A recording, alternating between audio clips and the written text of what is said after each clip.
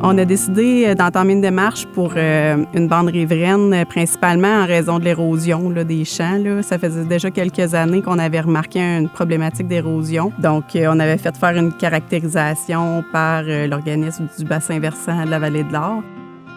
Avec le programme du MAPAC, ça a vraiment été un incitatif pour faire la démarche au complet, là, de faire une demande prime vert, puis d'y aller avec les travaux de plantation des arbres pour principalement le problème d'érosion. Alors l'aménagement d'une bande riveraine, ce qui est la transition entre le milieu agricole et le milieu aquatique, les bienfaits de venir l'aménager soit en la boisant ou avec des arbustes ou des arbres ou un mix des deux, c'est qu'on vient créer un habitat qui permet de limiter l'érosion des sols, freiner la vitesse de l'écoulement de l'eau du champ vers le milieu aquatique, mais également ça joue un rôle de rétention des éléments fertilisants. Mais derrière ça aussi, toute la biomasse créée en surface, elle permet de créer l'habitat pour la microfaune et puis la flore et les insectes également qui sont intéressants pour la culture, mais aussi les oiseaux champêtres qui disparaissent un petit peu dans nos paysages agricoles puisqu'on a tendance à supprimer les arbres.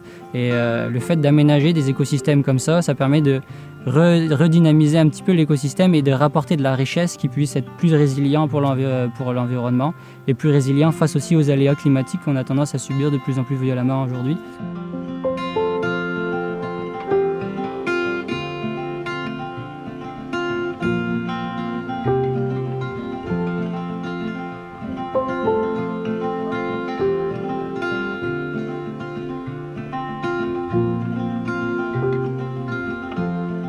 Le coût global du projet ici va représenter un total de 10 à 15 000 $ pour réaliser l'ensemble du dossier, que ce soit du montage jusqu'à la plantation. Une bonne partie de ce coût est supportée par le programme de prime vert du MAPAC et une autre partie, le reste, est un autofinancement de la ferme.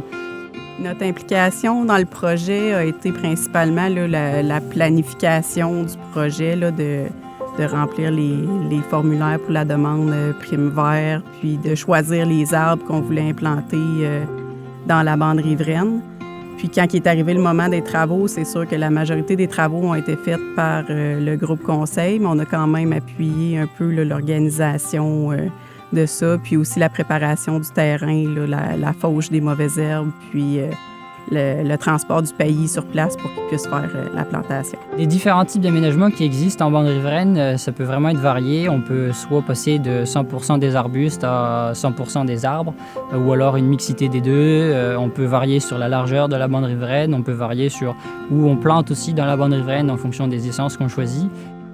Après, il faut regarder en fonction des besoins réels de la bande riveraine. Donc on peut choisir plus des essences qui ont des capacités de rétention par rapport à l'érosion, des essences qui ont plus un intérêt pour la pollinisation, ou des essences qui permettent d'éviter la propagation des castors, qui ici en Abitibi, c'est aussi un défi.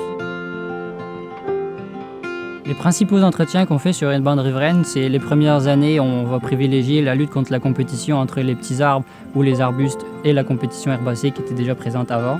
Et après, par la suite, on va vérifier si ça va être au niveau de la taille des arbres et la taille des arbustes qui ne prennent pas trop en largeur ou alors qu'il n'y ait pas de branches qui viennent dans le champ pour complexifier les travaux agricoles qu'on réalise par la suite.